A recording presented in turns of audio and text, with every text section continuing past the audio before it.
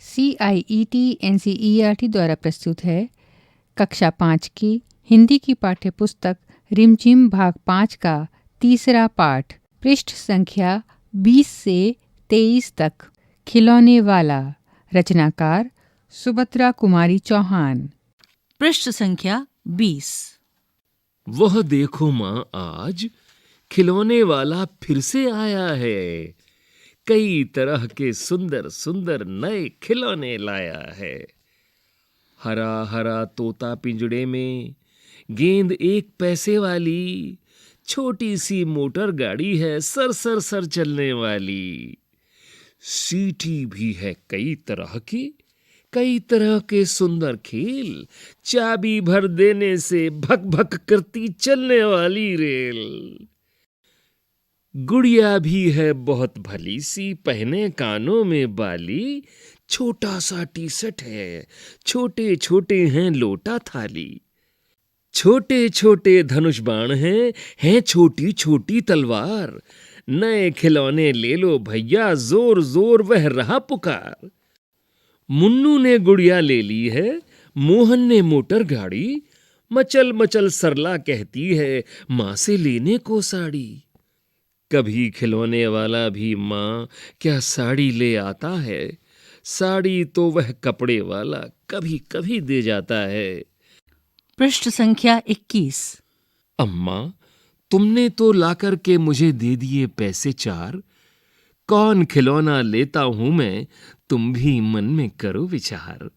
तुम सोचोगी मैं ले लूंगा तोता बिल्ली मोटर रेल, पर मां ये मैं कभी न लूंगा, ये तो हैं बच्चों के खेल।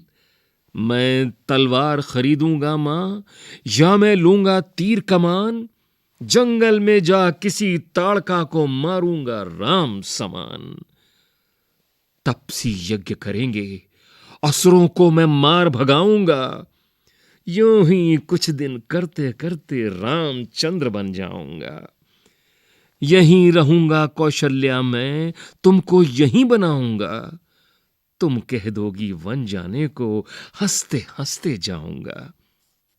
पर मां, बिना तुम्हारे वन में मैं कैसे रह पाऊंगा, दिन भर घूमूंगा जंगल में, लौट कहां पर आऊंगा। किससे लूंगा पैसे, रूठूंगा तो कौन मना लेगा, कौन प्यार से बिठा गोद में मनचाही चीजें देगा, कौन प्यार से बिठा गोद में मनचाही चीजें देगा। पृष्ठ संख्या 22। अभ्यास। कविता और तुम। 1। तुम्हें किसी न किसी बात पर रूठने के मौके तो मिलते ही होंगे। क। अक्सर तुम किस तरह की बातों पर रूठती हो। ख। माँ के अलावा घर में और कौन कौन है जो तुम्हें मनाते हैं। 2। हम ऐसे कई त्योहार मनाते हैं जो बुराई पर अच्छाई की जीत पर बल देते हैं।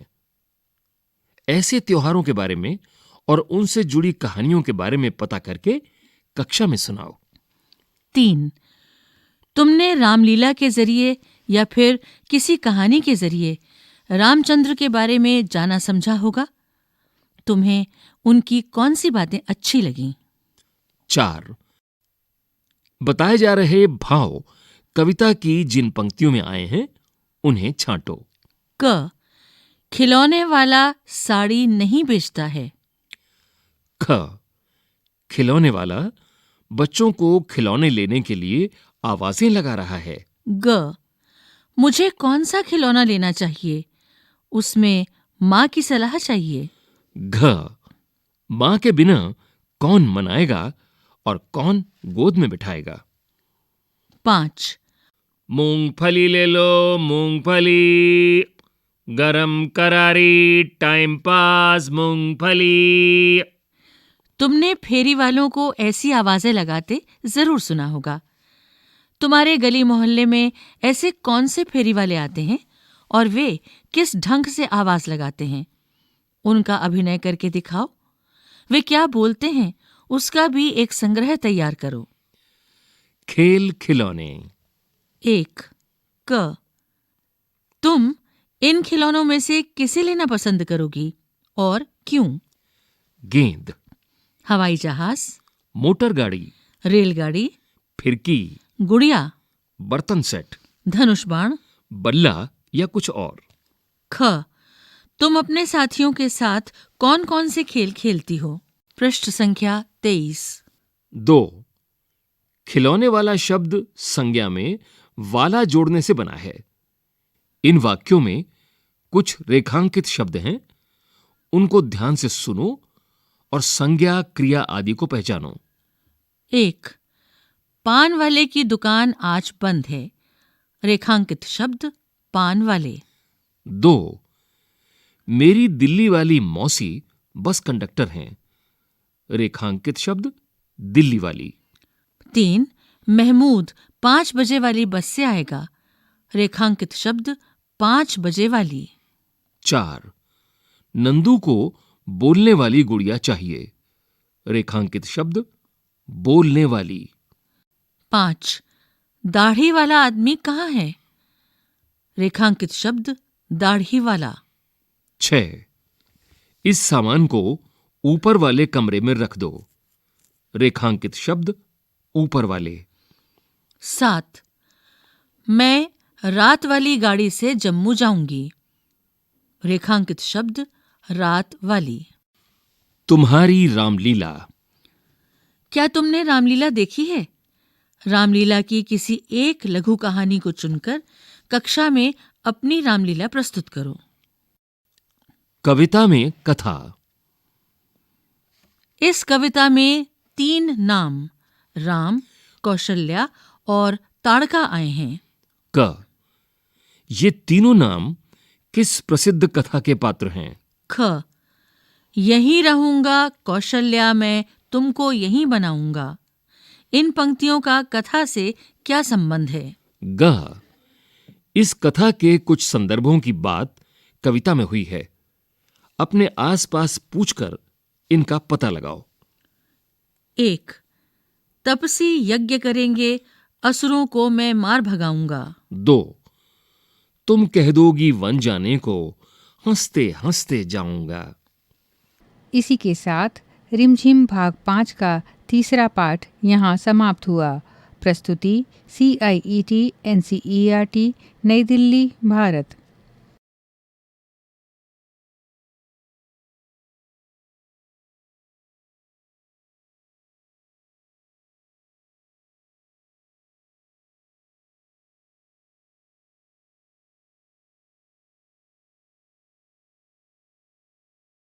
CIET NCERT द्वारा प्रस्तुत है कक्षा 5 की हिंदी की पाठ्य पुस्तक रिमझिम भाग 5 का ये पाठ ईदगाह, पृष्ठ संख्या 24 से 31 तक। पृष्ठ 24, ईदगाह। रचनाकार प्रेमचंद। रमजान के पूरे 30 रोजों के बाद ईद आई है। गांव में कितनी हलचल है। ईदगाह जाने की तैयारियां हो रही हैं। किसी के कुर्ते में बटन नहीं है। पड़ोस के घर से सुई तागा लेने दौड़ा जा रहा है। किसी के जूते कड़े हो गए हैं, उनमें तेल डालने के लिए तेली के घर भागा जाता है। जल्दी जल्दी बैलों को सानी पानी दे दें, ईदगाह से लौटते लौटते दोपहर हो जाएगी। लड़के सबसे ज्यादा प्रसन्न हैं। किसी ने 1 रोजा रखा है, वह भी दोपहर तक। किसी ने वह भी नहीं। लेकिन ईदगाह जाने की खुशी उनके हिस्से की चीज है। रोजे बड़े बूढ़ों के लिए होंगे, इनके लिए तो ईद है। रोज ईद का नाम रटते थे, आज वह आ गई। अब जल्दी पड़ी है कि लोग ईदगाह क्यों नहीं चलते। बार बार जेब से अपना खजाना निकाल कर गिनते हैं और खुश होकर फिर रख लेते हैं। महमूद गिनता है, 1, 2, 10, 12। उसके पास 12 पैसे हैं। मोहसिन के पास 1, 2, 3, 8, 9, 15 पैसे हैं। इन्हीं अनगिनत पैसों में अनगिनत चीजें लाएंगे। खिलौने, मिठाइयाँ, बिगुल, गेंद और जाने क्या क्या। और सबसे ज्यादा प्रसन्न है हामिद। हामिद अपनी बूढ़ी दादी अमीना की गोद में सोता है। हामिद के पांव में जूते नहीं हैं। सिर पर एक पुरानी धुरानी टोपी है जिसका गोटा काला पड़ गया है। गांव से मेला चला और बच्चों के साथ हामिद भी जा रहा था। कभी सब के सब दौड़कर आगे निकल जाते, फिर किसी पेड़ के नीचे खड़े होकर साथ वालों का इंतजार करते। ये लोग क्यों इतना धीरे धीरे चल रहे हैं? हामिद के पैरों में तो जैसे पर लग गए हैं। पृष्ठ संख्या 25। शहर आ गया। बड़ी बड़ी इमारतें आने लगीं। यह अदालत है, यह कॉलेज है, यह क्लब घर है। इतने बड़े कॉलेज में कितने लड़के पढ़ते होंगे? सब लड़के नहीं हैं जी, बड़े बड़े आदमी हैं। सच, उनकी बड़ी बड़ी मूछें हैं। इतने बड़े हो गए, अभी तक पढ़ने जाते हैं। न जाने कब तक पढ़ेंगे और क्या करेंगे इतना पढ़कर।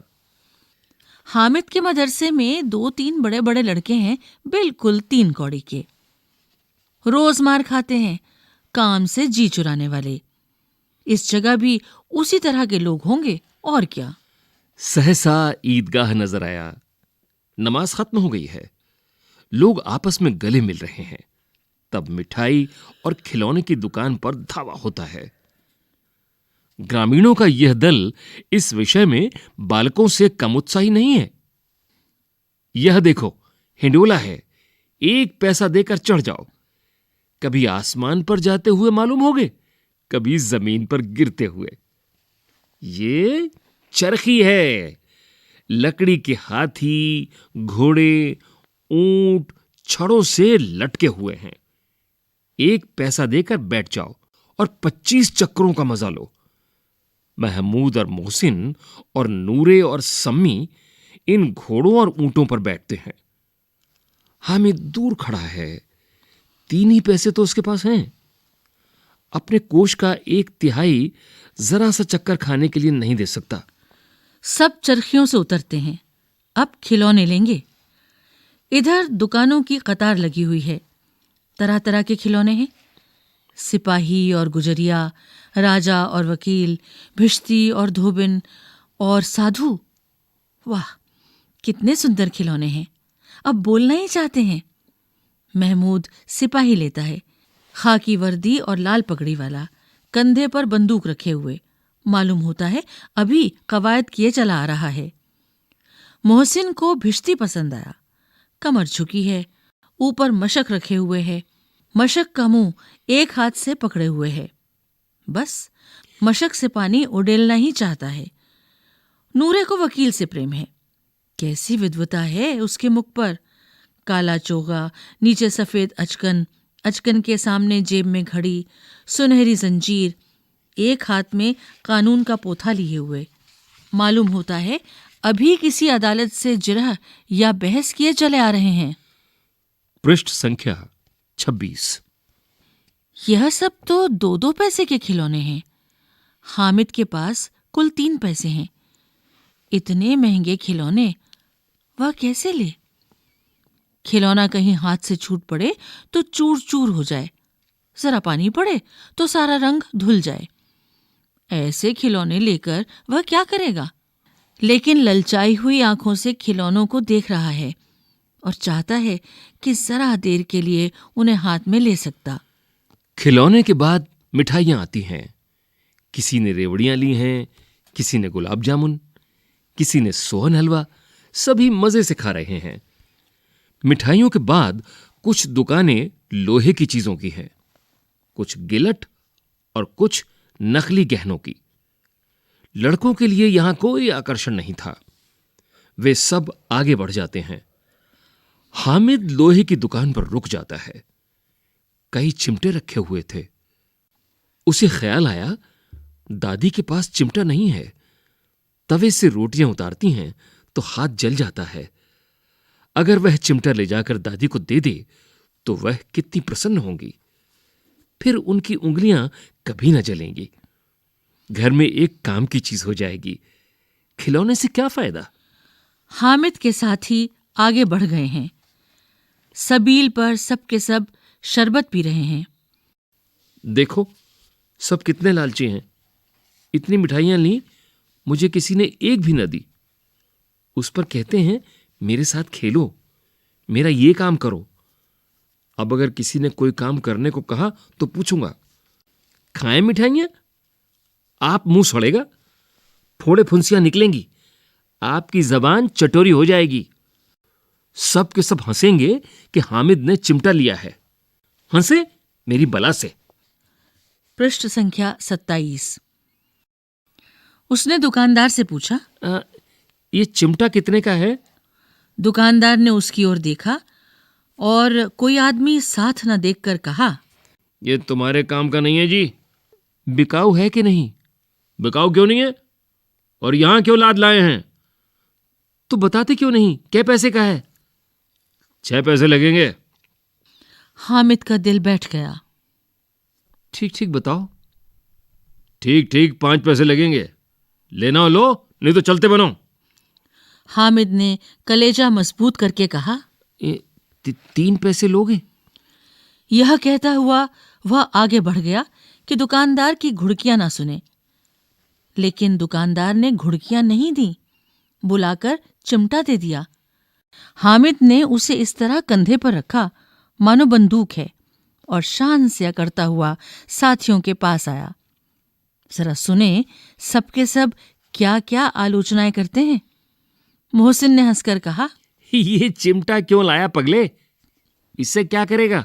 हामिद ने चिमटे को जमीन पर पटक कर कहा, जरा अपना भिश्ती जमीन पर गिरा दो, सारी पसलियां चूर चूर हो जाएं बच्चों की। महमूद बोला, तो ये चिमटा कोई खिलौना है? हामिद, खिलौना क्यों नहीं है? अभी कंधे पर रखा, बंदूक हो गई। हाथ में लिया, फकीरों का चिमटा हो गया। चाहूं तो इससे मंजीरे का काम ले सकता हूं। एक चिमटा जमा दूं तो तुम लोगों के सारे खिलौनों की जान निकल जाए। तुम्हारे खिलौने कितना ही जोर लगाएं, मेरे चिमटे का बाल भी बांका नहीं कर सकते। मेरा बहादुर शेर है चिमटा। सम्मी ने खंजरी ली थी। प्रभावित होकर बोला, मेरी खंजरी से बदलोगे? दो आने की है। हामिद ने खंजरी की ओर उपेक्षा से देखा। मेरा चिमटा चाहे तो तुम्हारी खंजरी का पेट फाड़ डाले। बस एक चमड़े की झिल्ली लगा दी, ढप ढप बोलने लगी। जरा सा पानी लग जाए तो खत्म हो जाए। मेरा बहादुर चिमटा आग में, पानी में, आंधी में, तूफान में बराबर डटा खड़ा रहेगा। पृष्ठ संख्या 28। चिमटे ने सभी को मोहित कर लिया। लेकिन अब पैसे किसके पास धरे हैं? फिर मेले से दूर निकल आए हैं। 9 कब के बज गए, धूप तेज हो रही है, घर पहुंचने की जल्दी हो रही है। बाप से जिद भी करें तो चिमटा नहीं मिल सकता है। हामिद है बड़ा चालाक, इसीलिए बदमाश ने अपने पैसे बचा रखे थे। अब बालकों के 2 दल हो गए हैं। एक ओर मिट्टी है, दूसरी ओर लोहा। अगर कोई शेर आ जाए, मियां भिश्ती के छक्के छूट जाएं। मियां सिपाही मिट्टी की बंदूक छोड़कर भागे। वकील साहब की नानी मर जाए, चोगे में मुंह छुपाकर जमीन पर लेट जाए। मगर यह चिमटा, यह बहादुर, यह रुस्तमे हिंद लपक कर शेर की गर्दन पर सवार हो जाएगा और उसकी आंखें निकाल लेगा। मोहसिन ने एड़ी चोटी का जोर लगाकर कहा, अच्छा, पानी तो नहीं भर सकता? हामिद ने चिमटे को सीधा खड़ा करके कहा, भिश्ती को एक डांट बताएगा तो दौड़ा हुआ पानी लाकर द्वार पर छिड़कने लगेगा। मोहसिन परास्त हो गया, पर महमूद ने कुमुक पहुंचाई। अगर बच्चू पकड़े जाएं तो अदालत में बंधे बंधे फिरेंगे, तब वकील साहब के ही पैरों पड़ेंगे। हामिद इस प्रबल तर्क का जवाब न दे सका। उसने पूछा, हमें पकड़ने कौन आएगा? नूरे ने अकड़कर कहा। यह सिपाही बंदूक वाला। हामिद ने मुंह चढ़ाकर कहा, यह बेचारे हम बहादुर रुस्तम हिंद को पकड़ेंगे। अच्छा लाओ, अभी जरा कुश्ती हो जाए, इसकी सूरत देखकर दूर से भागेंगे, पकड़ेंगे क्या बेचारे। मोहसिन को एक नई चोट सूझ गई। तुम्हारे चिमटे का मुंह रोज आग में जलेगा। उसने समझा था हामिद लाजवाब हो जाएगा, लेकिन यह बात न हुई। हामिद ने तुरंत जवाब दिया, आग में बहादुरी कूदते हैं जनाब। आग में कूदना वह काम है जो रुस्तमे हिंदी कर सकता है। महमूद ने एक जोर लगाया। वकील साहब कुर्सी मेज पर बैठेंगे, तुम्हारा चिमटा तो बावर्ची खाने में जमीन पर पड़ा रहेगा। इस तर्क ने सम्मी और नूरे को भी सजीव कर दिया। कितने ठिकाने की बात कही है पट्टे ने। चिमटा बावर्ची खाने में पड़े रहने के सिवा और क्या कर सकता है? हामिद को कोई फड़कता हुआ जवाब न सूझा, तो उसने धांधली शुरू की। मेरा चिमटा बावर्ची खाने में नहीं रहेगा। वकील साहब कुर्सी पर बैठेंगे तो जाकर उन्हें जमीन पर पटक देगा और उनका कानून उनके पेट में डाल देगा। पृष्ठ संख्या 29। कानून को पेट में डालने वाली बात छा गई। ऐसी छा गई कि तीनों सूरमा मुंह ताकते रह गए। हामिद ने मैदान मार लिया। उसका चिमटा रुस्तमे हिंद है। अब इसमें मोहसिन, महमूद, नूरे, सम्मी किसी को भी आपत्ति नहीं हो सकती। औरों ने 3-3, 4-4 आने पैसे खर्च किए, पर कोई काम की चीज न ले सके। हामिद ने 3 पैसे में रंग जमा लिया। सची तो है, खिलौनों का क्या भरोसा, टूट फूट जाएंगे। हामिद का चिमटा तो बना रहेगा बरसों। संधि की शर्तें तय होने लगीं। मोहसिन ने कहा, जरा अपना चिमटा दो, हम भी देखें। तुम हमारा भिश्ती लेकर देखो। महमूद और नूरे ने भी अपने अपने खिलौने पेश किए। हामिद को इन शर्तों के मानने में कोई आपत्ति न थी। चिमटा बारी बारी से सबके हाथ में गया और उनके खिलौने बारी बारी से हामिद के हाथ में आए। कितने खूबसूरत खिलौने हैं। पृष्ठ संख्या 30। हामिद ने हारने वालों के आंसू पोंछे। मैं तुम्हें चिढ़ा रहा था। सच, ये चिमटा भला इन खिलौनों की क्या बराबरी करेगा। मालूम होता है। अब बोले तब बोले। मोहसिन, लेकिन इन खिलौनों के लिए कोई हमें दुआ तो न देगा। महमूद, दुआ को लिए फिरते हो, उल्टे मार न पड़े। अम्मा जरूर कहेंगी कि मेले में यही मिट्टी के खिलौने मिले। हामिद को स्वीकार करना पड़ा कि खिलौने को देखकर किसी की माँ इतनी खुश ना होंगी जितनी दादी चिमटे को देखकर होंगी। फिर अब तो चिमटा रुस्तमे हिंद है और सभी खिलौनों का बादशाह। रास्ते में महमूद को भूख लगी। उसके बाप ने केले खाने को दिए। महमूद ने केवल हामिद को साझी बनाया। उसके अन्य मित्र मुंह ताकते रह गए। ये उस चिमटे का प्रसाद था। 11 बजे सारे गांव में हलचल मच गई। मेले वाले आ गए। मोहसिन की छोटी बहन ने दौड़कर भिश्ती उसके हाथ से छीन लिया और मारे खुशी के जो उछली तो मियां भिश्ती नीचे आ रहे और परलोक सिधारे। इस पर भाई बहन में मारपीट हुई। दोनों खूब रोए। उनकी अम्मा यह शोर सुनकर बिगड़ी और दोनों को ऊपर से 2-2 चांटे और लगाए। मियां नूरे के वकील का अंत इससे ज्यादा गौरवमय हुआ। वकील जमीन पर या ताक पर तो नहीं बैठ सकता। दीवार में 2 खूंटियां गाड़ी गईं। उन पर लकड़ी का एक पटरा रखा गया। पटरे पर कागज का कालीन बिछाया गया। वकील साहब राजा भोज की भांति सिंहासन पर विराजे। नूरे ने उन्हें पंखा झलना शुरू किया। मालूम नहीं पंखे की हवा से या पंखे की चोट से वकील साहब का चोला माटी में मिल गया। फिर बड़े जोर जोर से मातम हुआ और वकील साहब की अस्थि घूरे पर डाल दी गई। अब रहा महमूद का सिपाही। उसे चटपट गांव का पहरा देने का चार्ज मिल गया। लेकिन पुलिस का सिपाही पालकी पर चलेगा। एक टोकरी आई, उसमें कुछ लाल रंग के फटे पुराने चिथड़े बिछाए गए, जिसमें सिपाही साहब आराम से लेटे। नूरे ने यह टोकरी उठाई और अपने द्वार का चक्कर लगाने लगे। उनके दोनों छोटे भाई सिपाही की तरह पुकारते चलते हैं। छोने वाले जागते लहो, छोने वाले जागते लहो। पृष्ठ 31। महमूद को ठोकर लग जाती है। टोकरी उसके हाथ से छूटकर गिर पड़ती है और मियाँ सिपाही अपनी बंदूक लिए जमीन पर आ जाते हैं और उनकी एक टांग में विकार आ जाता है। महमूद को आज ज्ञात हुआ कि वो अच्छा डॉक्टर है। उसको ऐसा मरहम मिल गया है जिससे वो टूटी टांग को आनन फानन में जोड़ सकता है। टांग जोड़ दी जाती है, लेकिन सिपाही को ज्यों ही खड़ा किया जाता है, टांग जवाब दे देती है। शल्य क्रिया असफल हुई। तब उसकी दूसरी टांग भी तोड़ दी जाती है। अब कम से कम एक जगह आराम से बैठ तो सकता है। अब मियां हामिद का हाल सुनिए। अमीना उसकी आवाज सुनते ही दौड़ी और उसे गोद में उठाकर प्यार करने लगी। सहसा उसके हाथ में चिमटा देखकर वो चौंकी। यह चिमटा कहाँ था? मैंने मोल लिया है। कितने पैसे में? 3 पैसे दिए। अमीना ने छाती पीट ली। ये कैसा बेसमझ लड़का है कि दोपहर हुआ, कुछ खाया ना पिया, लाया क्या यह चिमटा?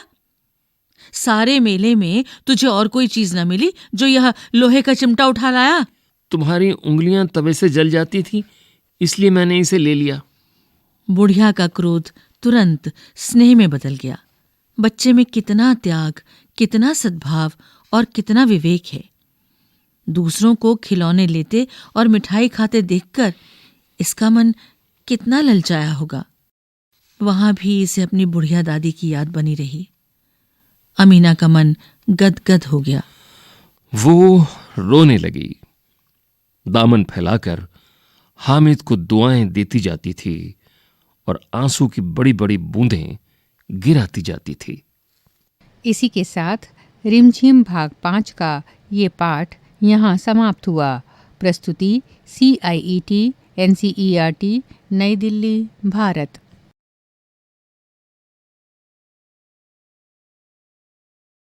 CIET NCERT द्वारा प्रस्तुत है कक्षा 5 की हिंदी की पाठ्य पुस्तक रिमझिम भाग 5 का ये पाठ हवाई छतरी। पृष्ठ 32। हवाई छतरी। सामान: 1 रुमाल, धागे के 4 टुकड़े और 1 पत्थर। बनाने का तरीका। बनाने का तरीका: समान लंबाई के धागे के चारों टुकड़ों को रुमाल के चारों कोनों से बांधो। रुमाल के चारों कोनों को बीच तक मोड़ो। चारों धागों से पत्थर बांधने के पहले यह निश्चित कर लो कि उनकी लंबाई एक समान हो। अब इसे आकाश की ओर जोर से उछालो और इसके धीमे धीमे तैरते हुए नीचे आने का मजा लो। करो: रुमाल की जगह प्लास्टिक की शीट से हवाई छतरी बनाकर देखो। जानो, क्या यह पैराशूट चंद्रमा पर, जहां बिल्कुल हवा नहीं होती, काम करेगा? अगर रुमाल के बीच एक छेद हो तो क्या यह पैराशूट काम करेगा? नेशनल बुक ट्रस्ट इंडिया नई दिल्ली द्वारा प्रकाशित पुस्तक सुंदर सलोने भारतीय खिलौने से साभार। लेखक सुदर्शन खन्ना। अनुवाद अरविंद गुप्ता। इसी के साथ ये पाठ यहाँ समाप्त हुआ। प्रस्तुति CIET NCERT नई दिल्ली, भारत।